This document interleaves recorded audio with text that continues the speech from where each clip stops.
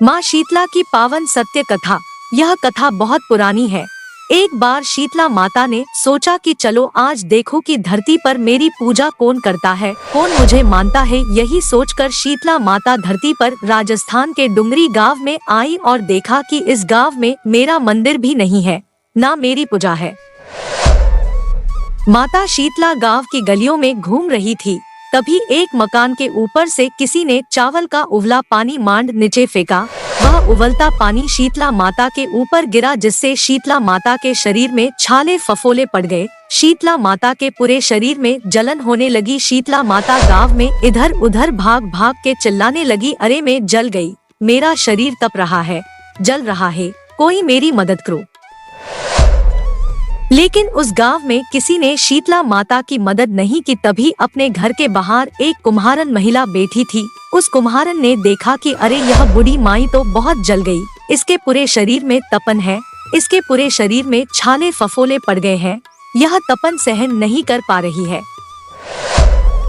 तब उस कुम्हारन ने कहा है, माँ तू यहाँ आकर बैठ जा, मैं तेरे शरीर के ऊपर ठंडा पानी डालती हूँ। कुम्हारन ने उस बूढ़ी माई पर खूब ठंडा पानी डाला और बोली है, माँ मेरे घर में रात की बनी हुई रावड़ी रखी है, थोड़ा दही भी है।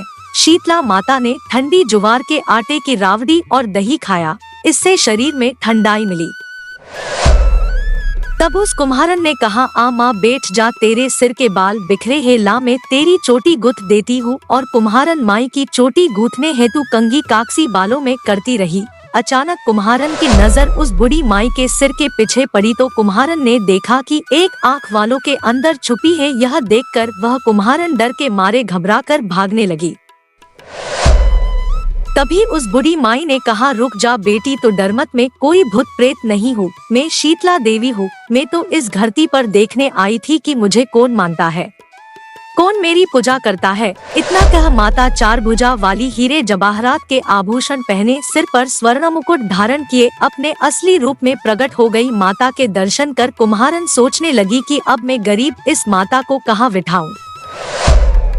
तब माता बोली है, बेटी तू किस सोच में पड़ गई। तब उस कुम्हारन ने हाथ जोड़कर आंखों में आंसू बहते हुए कहा है, माँ मेरे घर में तो चारों तरफ दरिद्रता है, बिखरी हुई है, मैं आपको कहाँ बैठाऊं। मेरे घर में ना तो चौकी है, ना बैठने का आसन। तब शीतला माता प्रसन्न होकर उस कुम्हारन के घर पर खड़े हुए गधे पर बैठकर एक हाथ में झाड़ू दूसरे हाथ में डलिया लेकर उस कुम्हारन के घर की दरिद्रता को झाड़कर डलिया में भरकर फेंक दिया और उस कुम्हारन से कहा है, बेटी मैं तेरी सच्ची भक्ति से प्रसन्न हूँ, अब तुझे जो भी चाहिए मुझसे वरदान मांग ले।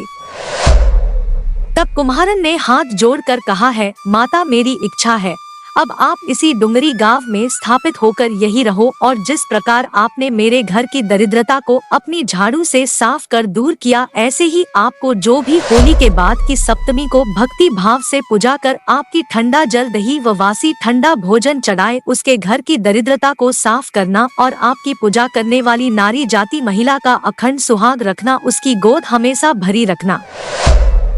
साथ ही जो पुरुष शीतला सप्तमी को नाई के यहाँ बाल ना कटवाए, धोबी को कपड़े धुलने ना दे और पुरुष भी आप पर ठंडा जल चढ़ाकर नारियल फूल चढ़ाकर परिवार सहित ठंडा वासी भोजन करे, उसके काम धंधे व्यापार में कभी दरिद्रता ना आए।